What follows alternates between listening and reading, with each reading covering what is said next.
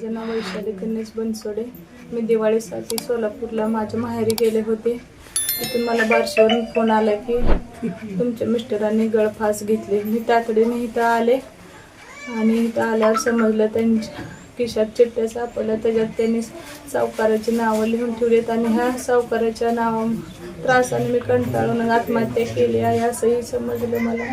अगोदर पण घरी म्हणायचे मला त्रास आहे सावकाराचा, यायचे जेवायचे नाही, डोक्यात मुंग्या यायचे म्हणायचे, मला म्हणायचे मला जगू वाटत नाही, मला सावकाराने लई छळ केला, मला सारखं टॉर्चर करते. ह्या 2 महिन्यात तर त्यांना लई 2-3 दिवस नेऊन मारहाण केली एका खोलीमध्ये. तरी पण आम्हाला त्यांनी सांगितलं नाही, म्हणजे गाडीवरूनच पडलो मी म्हणले. आणि काही त्यात ते 2-3 येऊन भांडायचे, शिवेगाळ करायचे जातीवरून. आम्हाला घरी येऊन म्हणायचे पैसे कधी देणार आहे, काय पण बोलायचे लेडीज बघून मला.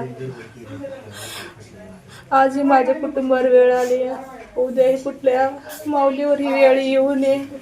त्यामुळं त्या आरोपींना ज्यांची नावं आहेत त्यांना कठोर कारवाई करावी त्यांच्यावर. माझ्या नवऱ्याला न्याय मिळावा, नाहीतर मी SP ऑफिसवर जाऊन मी उपोषणाला बसणार आहे. जोपर्यंत न्याय मिळणार नाही मी झटणार आहे. माझ्या माध्यमातून कुठल्याच सगळ्यांना चांगला संदेश जायला पाहिजे की असं कोणत्याच पतीने असं आत्महत्या करू नये.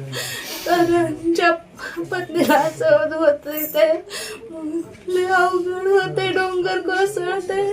आज माझ्या लेकरांचे मुलं शिक्षणाचं कोण बघणार, माझं वयच काय होतं.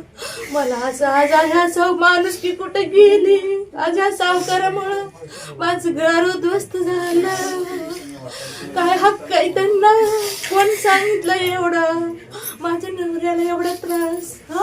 कोणत्या कायद्यात लिहिला हक्क त्यांना एवढे पैसे देऊन मारहाण करायचा? कट आहे ही, कसला न्याय आहे?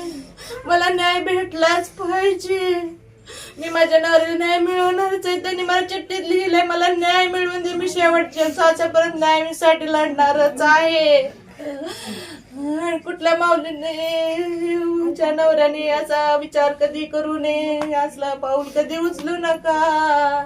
ज्याच्यावर कोसळतंय त्याच्या या व्हिडिओतून सगळीच शिका बस.